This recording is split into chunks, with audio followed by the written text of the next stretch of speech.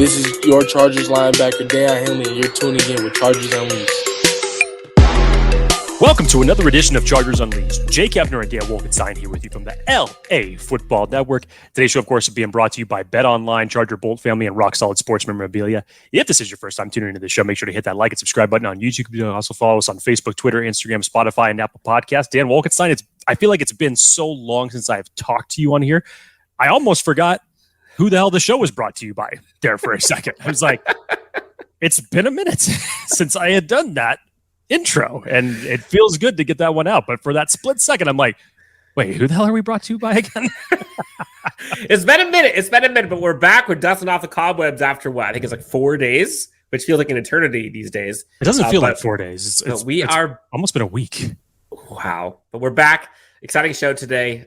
Jake, before we get into our episode with Jeff Miller from the LA Times, one of the best in the industry, has a great pulse on these Los Angeles Chargers. Let's talk about our friends over at Bet Online. Want to remind everybody that Bet Online remains your number one source for all of your sports betting needs this season. Always the fastest and easiest way to bet on all of your favorite sports. Just head on over to betonline.ag to join and receive your 50% welcome bonus with your first deposit. All you got to do is use that promo code BELIEVE, that's BLEAV, to receive your rewards. Bet Online, where the game starts. Dan, you went right into that, by the way. I feel like you almost like glossed right over the lead as far as, hey, what's today's show about? Dan Wolkenstein working the phones again. Special guest, as Dan just mentioned, Jeff Miller. I believe it's the third time that we've had Jeff Miller on this show.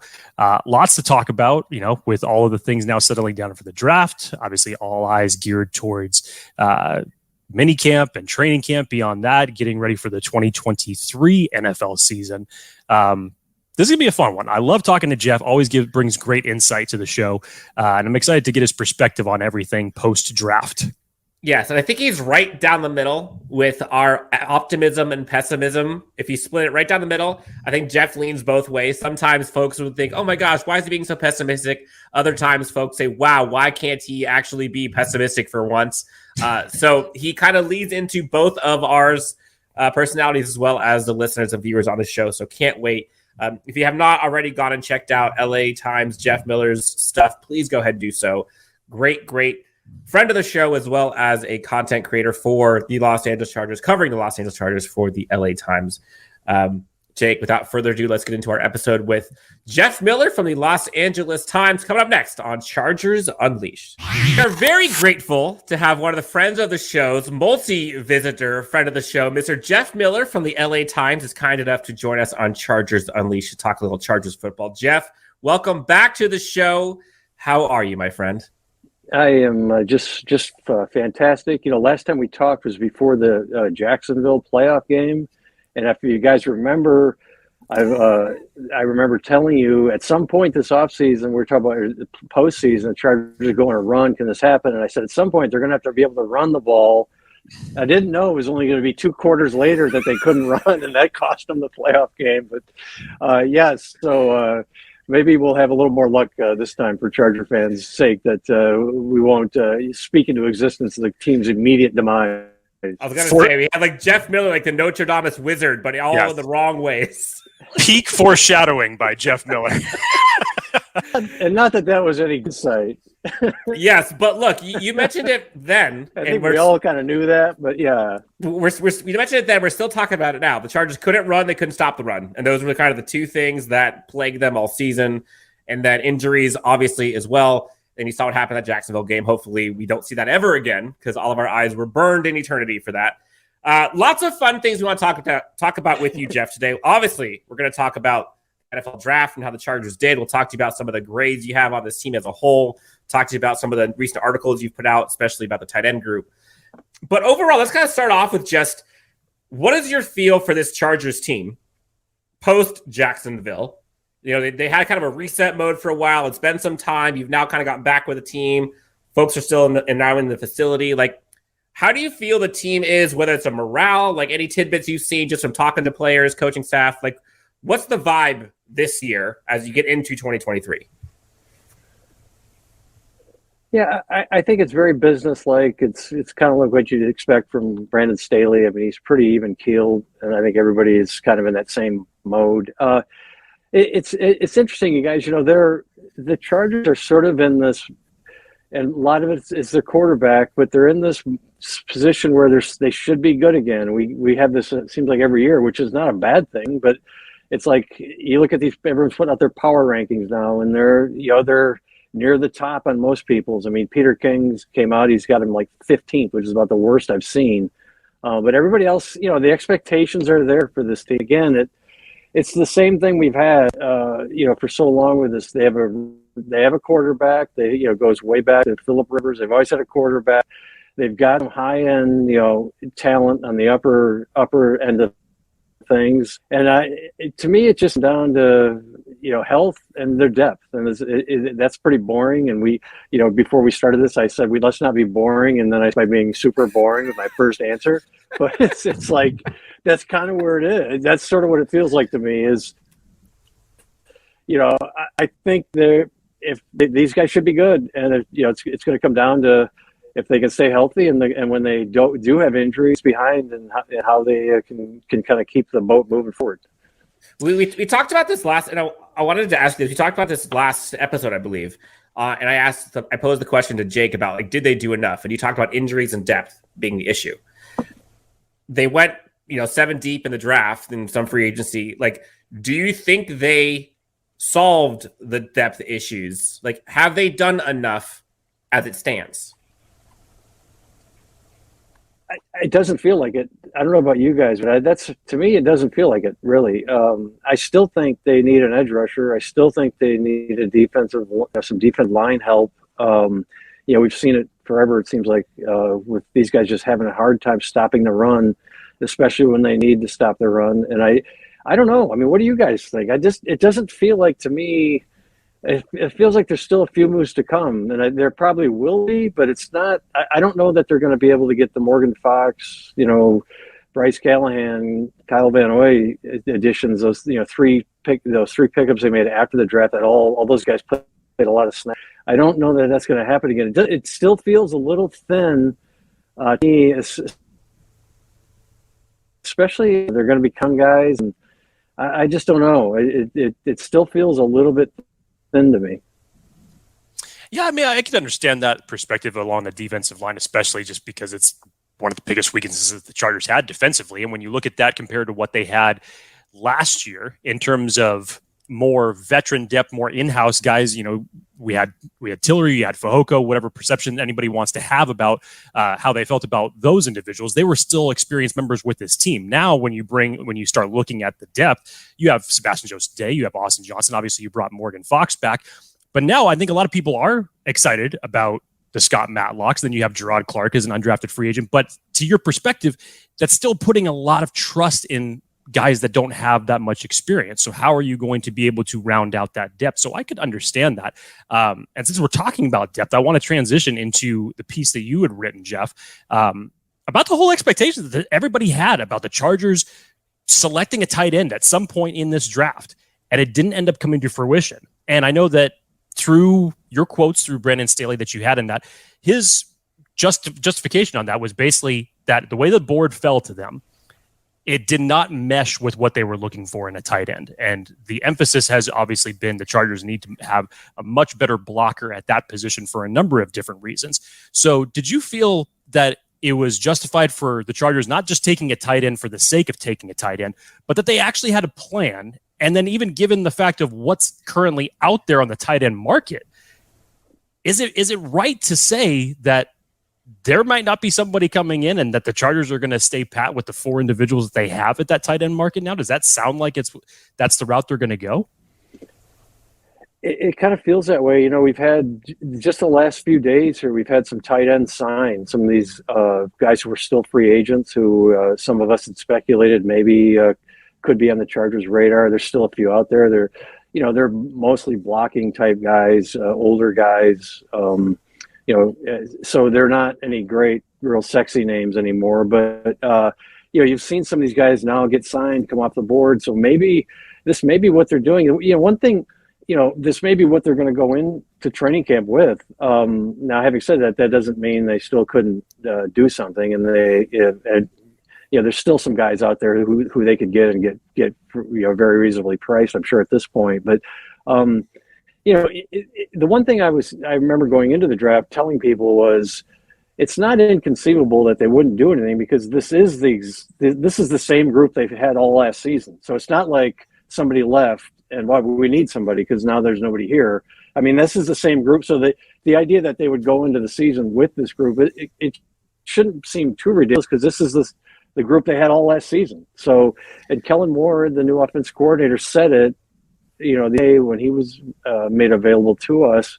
We put him a little bit on the tight end thing, and he said, well, hey, we're going to adjust to what we've got. It's not like, I think a lot of people were, comparing this year's, coming up Chargers with the Cowboys of the past, where Moore was there and they used a lot of tight ends and they used a lot of 2 tight ends and just assume that's what they're going to do. Well, if that's not the best way for this offense to operate.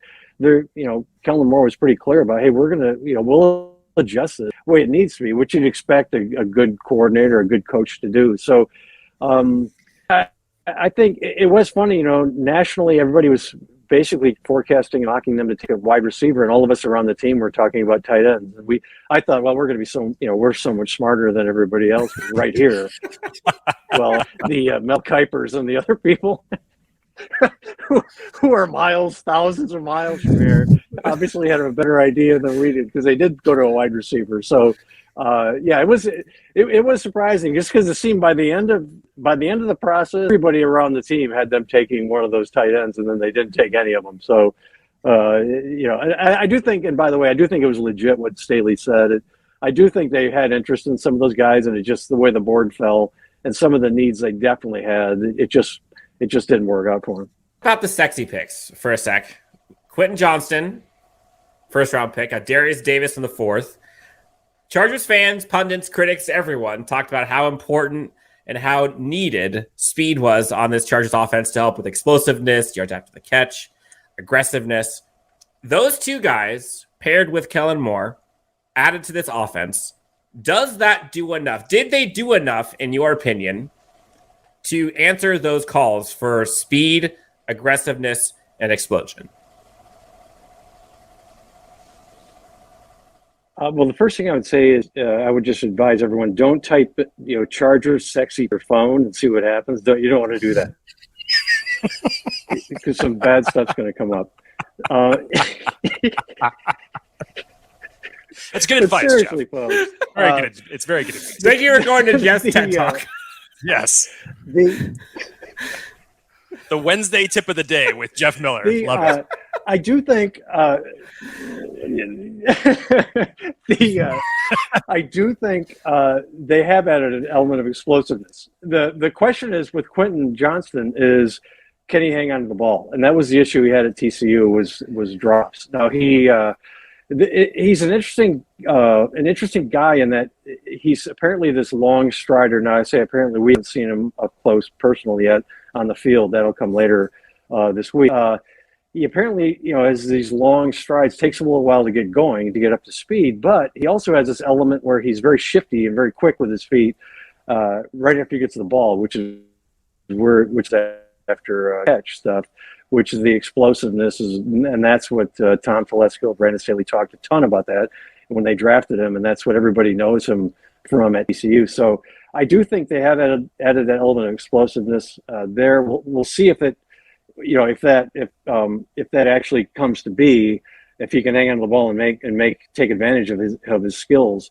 The issue that, as I've heard it with Quentin, is he has a tendency at TCU to look up before he had secured the ball, and the concern there is, if you're doing that playing against Big 12 defenses, you're going to be doing that when Jalen Ramsey's eyeing you up on the other side, and you're in the NFL, you're definitely going to be doing that. So that's going to be something that we're all going to be watching here, especially once training camp comes around. But yeah, I think that, that's the idea. And that was the reason, no question. I mean, that yards after catches, that's why the Chargers drafted this guy. So we'll see about that. Darius Davis, I love that pick.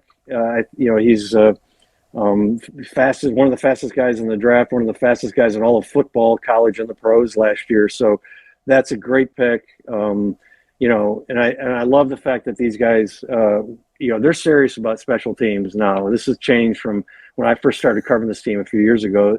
These guys are into special teams now, and that it's good to see because them go and get a guy who I'm sure a lot of teams had their eyes on for that exact role, and we know the Chargers needed a return guy, and they went and got who might be the best one that was available. Let me shift it over to another element of the offense there, Jeff, as far as the situation with Austin Eckler. Obviously, it sounds like everybody is optimistic that he will ultimately end up coming back and playing for the Chargers this upcoming season. Obviously, the free agent market has not been that kind to running backs in general.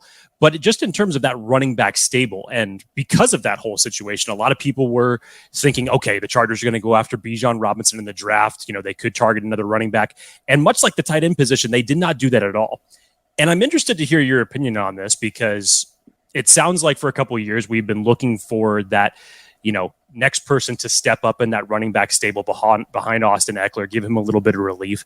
And you kind of got that a little bit with Joshua Kelly at times. And there was just a multitude of guys that just weren't able to fill that number 2 role. But one guy that we did not hear a lot of last year, whether it was through, practice performance or just overall playing time, was Isaiah Spiller. So was it more of an indictment on what the team feels about him heading into his second year as to why they did not bother to address a running back in this upcoming draft? Yeah, I think by not getting a running back, you would think on the surface that would indicate that they have they have faith in those guys behind Austin, and certainly they have the belief that that Austin isn't going anywhere. So I think that's what that I would take from the fact that they didn't draft a running back. The thing about Isaiah Spiller is, he's super young, 20 years old when they drafted him. So I think that they have a lot of belief in him. I asked after the draft a couple of people about it, and they both said, hey, he's still the same guy we drafted. We still like him as much as we did a year ago. So maybe they know they have something there more than what we've seen so far, just because we haven't seen them. Basically, after training camp, we're not allowed to watch practices, and that's about the only time he ever did anything because he just didn't get much game time at all. So I think the takeaway immediately from them not drafting a running back and so far not adding one through free agency is that the two things are the belief in the guys behind Eckler and the fact that they believe that Austin will definitely be here to start the season, start training camp at least. You've been in the media room for this Chargers team for a while. Lots of beat writers and folks covering the team. Chargers just got done with the draft. Like, what is the overall feeling from the media room, whether it's from folks like yourself or the other folks covering the team or from the team itself? What's the buzz like on this year's draft? Like, how would you kind of encapsulate the overall theme or overall feelings of how they did? I think it wasn't the big. The last few years, it's felt bigger, a bigger deal. The guys they took this year, it felt, and I think it speaks to where the roster is. They didn't really need to go get a starter anywhere. Now, in the past few years, last year, even, Zion Johnson taking turned to be an interior lineman. We knew that was a guy who was probably going to start right away. These guys they just drafted, other than special teams, these guys show up and are expected to be starters at all. So from that aspect of it, it seemed a little underwhelming compared to the last few years when we had a couple of offensive linemen in Zion and Rashawn Slater, who we know how good he can be, and then obviously the year they drafted Justin Herbert. So it was kind of like a little bit of a not to say letdown, but it seemed more pedestrian than in recent drafts. But I think all these guys they drafted, you can see paths for all of them to have some role this season. In some cases, it might not be a big role. In a lot of cases, it won't be a big role. But it's not. There's no real projects here. There's no Trey Pipkins who it's going to be 3 years before maybe we see this guy, or there's no real just out there kind of. I don't want to say reaches, but other than the Max Dugan, the quarterback, we know he's not going to play the 7th round pick. I think they would rather have drafted him than try to sign him in free agency afterward. I think that's pretty much why they drafted him. But other than him, I mean, I think all these guys you could see, having some kind of role on this team, in 2023. Jeff, you had mentioned at the top of the show as far as just your expectations filling holes, what you felt like the team still needs to address. You said that you still feel like they need to go out and get some edge rushing depth, and whether or not Kyle Van Noy ends up returning, we don't know. Obviously, the Chargers went out and selected Tuli Tuipulotu in the 2nd round with their pick. In terms of just that overall pass rush, the Chargers need to do a better job at getting to the quarterback. And obviously, with Joey Bosa and Khalil Mack, your fingers stay crossed that those two can stay healthy and a good tandem for the duration of the season. But does it feel like, especially after last year, with them only going into the season with 3 true edges on the roster between Joey Bosa, Khalil Mack, and Chris Rumph, and obviously you flexed Kyle Van Noy in there in some spots. But where is it as far as what you see? You bring in Tuli, but as far as just that edge group in general, and even maybe just inserting the likes of Derek Ansley in there as defensive coordinator, what does it feel like it's just the edge rusher, or do they just need to do an entirely just better job up front defensively on the line? Yeah, I think it's the whole group, and I think Morgan Fox, that was an enormous signing to get him back. He provided a lot of pass rush up the middle last year, and that they're thin at edge rusher. I don't care what they say. They've got 2 really good edge rushers, veteran guys we know in Bosa and Mack, but we also know Khalil had stayed healthy all last season. And Joey, we know with Joey, he's had a hard time staying in the field for long stretches. And Tuli, another thing to keep in mind about him, we talked about Spiller, he's only 20 years old. He's not going to be 21 until September. So that's a man's position out there. I mean, I was thinking the other day that he's going to walk in that locker room and see Khalil Mack walk in with his shirt off, and I don't know what that kid's going to think, because he's like, that's what I'm supposed to look like. I mean, Khalil Mack is crazy. That guy, for his size, he has 8-pack of abs. I've never seen anything like it. I don't know how he does it. It's a gift, but it's so. I know they're high on Tuli, but he's a young kid. It's going to take him a little while to get. So it's still, to me, that's what I'm saying. It feels like a thin position to me after the 2, they're 2 big dogs they've got. It does seem like it's thin there. So I think they're counting on getting some of that pressure from inside. I mean, Tito Bonia, who was he was coming on. Starting to play really well before he got hurt. Both, he and Austin Johnson are coming off knee injuries, so we'll see how they progress and where they're at once training camp gets here. But it still feels a little thin to me. We'll see. We get to training camp, if it's still this group, I wouldn't be shocked if they're shopping deep into training camp, and as the season that last week before the season, we could see them bring somebody in who's been released or who becomes available when rosters get cut down.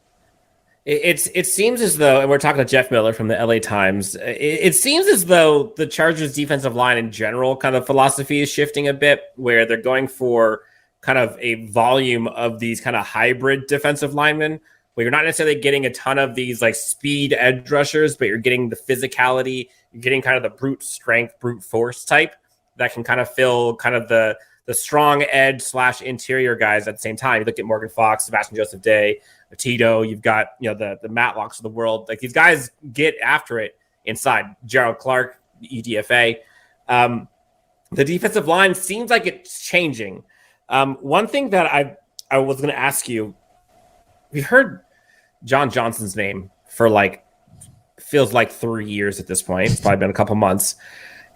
Are there legs to that? Is it happening? Do you think it's happening? Is there something that's being hung up? Is it just a money thing? Are they just waiting? What is going on with the John Johnson signing?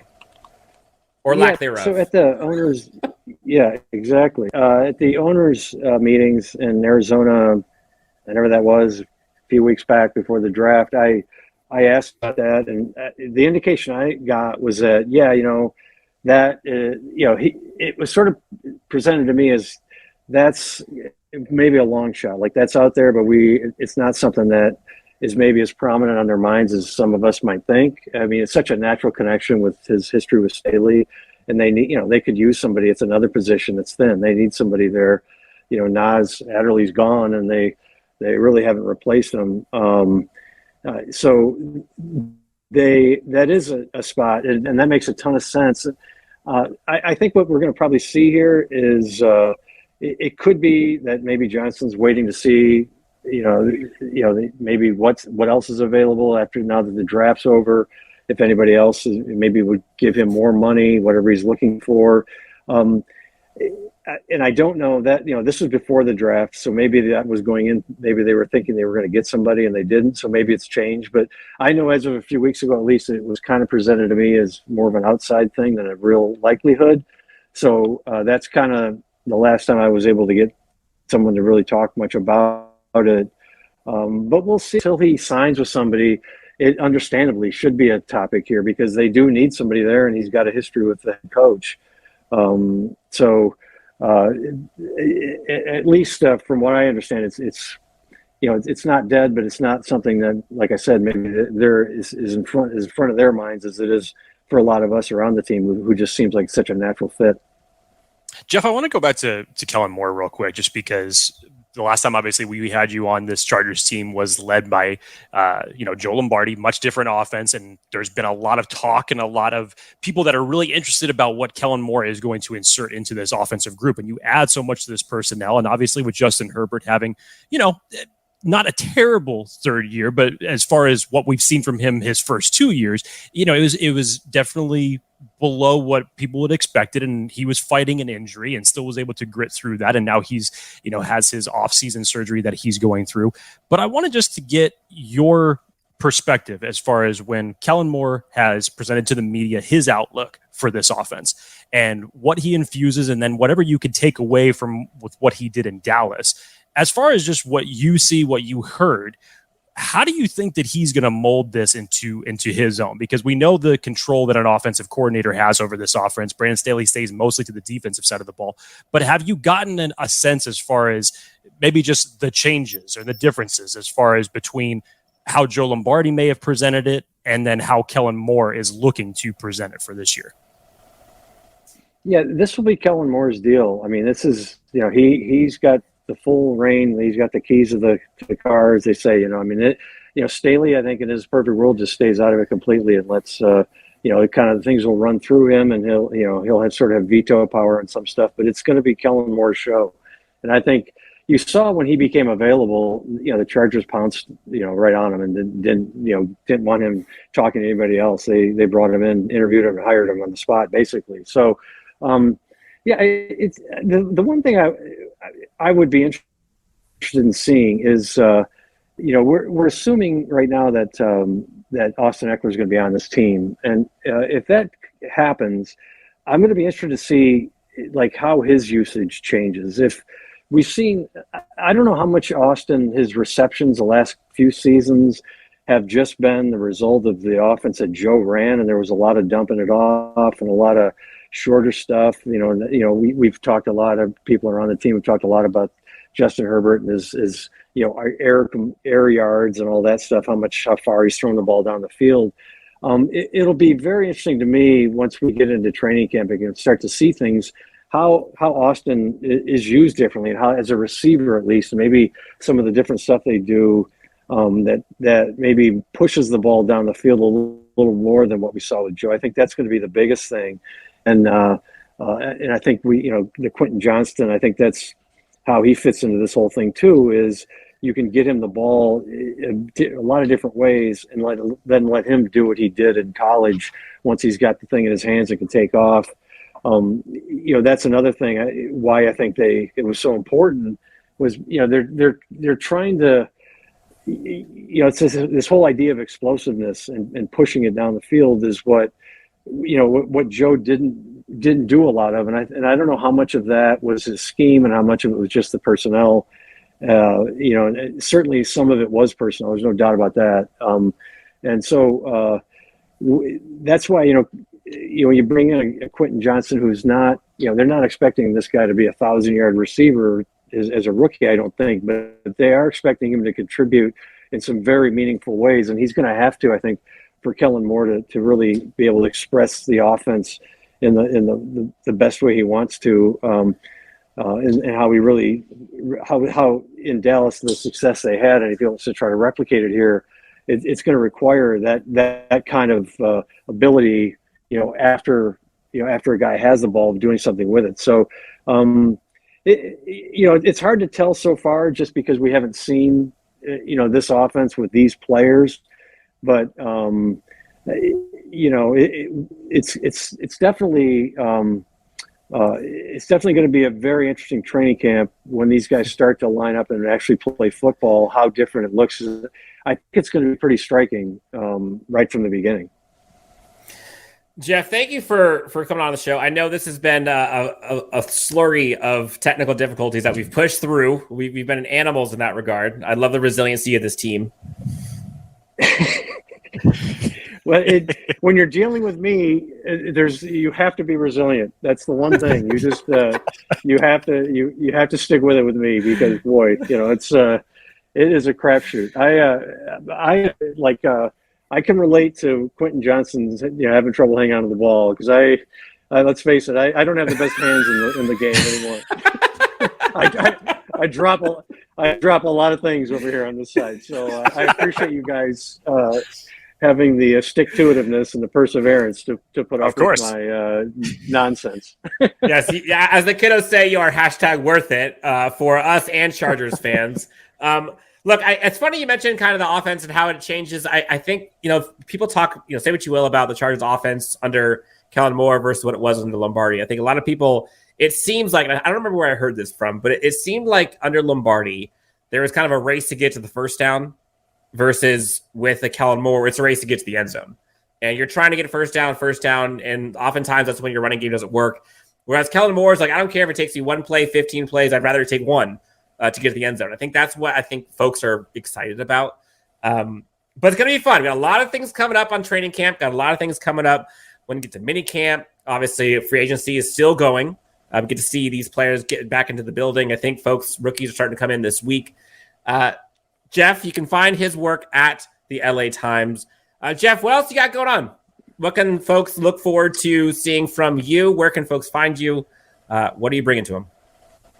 Yeah, so we got the rookies this week. Friday, we'll get rookies, and we'll get Staley again, and then we're into the OTAs, I think, after that, or maybe a week later. So all this stuff so far has not actually been OTAs. It's just been off-season program. So the OTAs get a little more footballish. So we should start to see some more. They'll actually line up and look like a football team.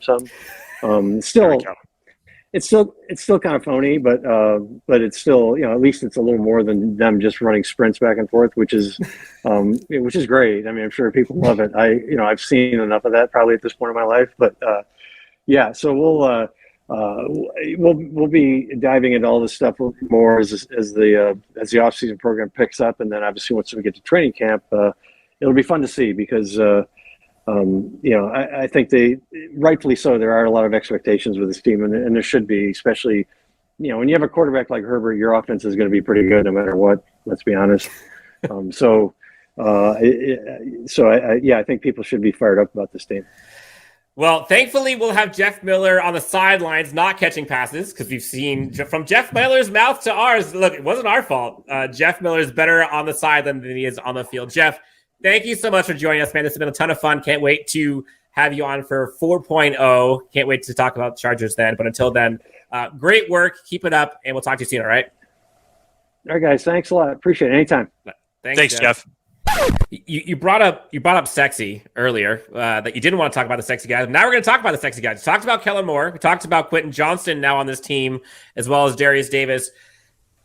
Chargers fans, pundits, critics, you name it, everyone's talked about this Chargers team needing to add speed. and they need to inject like this explosion and aggressiveness. Those three guys specifically, Kellen Moore, Quentin Johnston, Darius Davis. How much will that move the needle? I think we just lost him. Crap. Watch, we'll make a joke about him not paying his bills. Much like the last episode. Awesome. We should just keep this. Well, Jeff, if you can hear us, I think SDG&E called.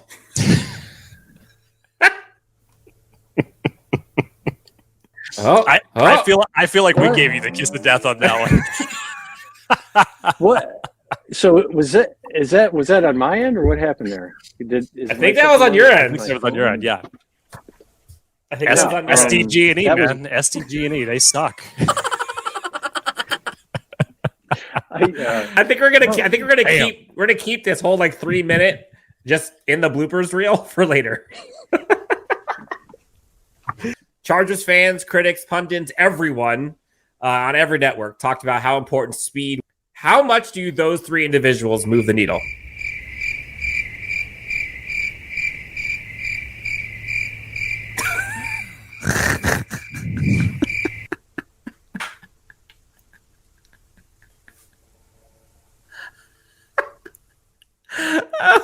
I'm absolutely no. He's gone again.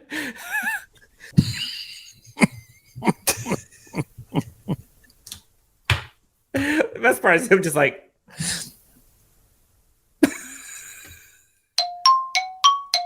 I love the.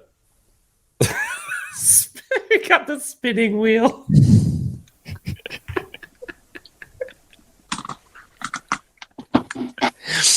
Well, I was just telling Dan the next time that we have you on, I literally cannot wait to see what other lights go off, technical difficulties, or other things that are gonna happen. I'm so looking forward to this.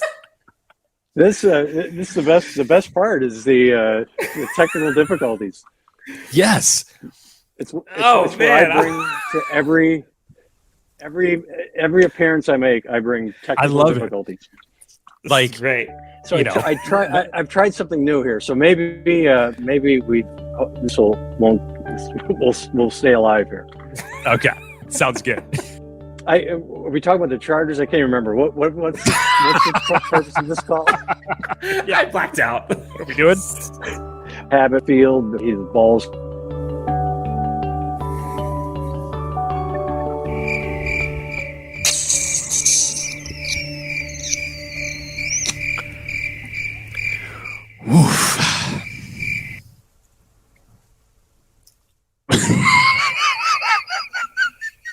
We should just put a still frame of Jeff's picture up, and I'll just do a voiceover for what I would expect his answer. That's what I think he's gonna say.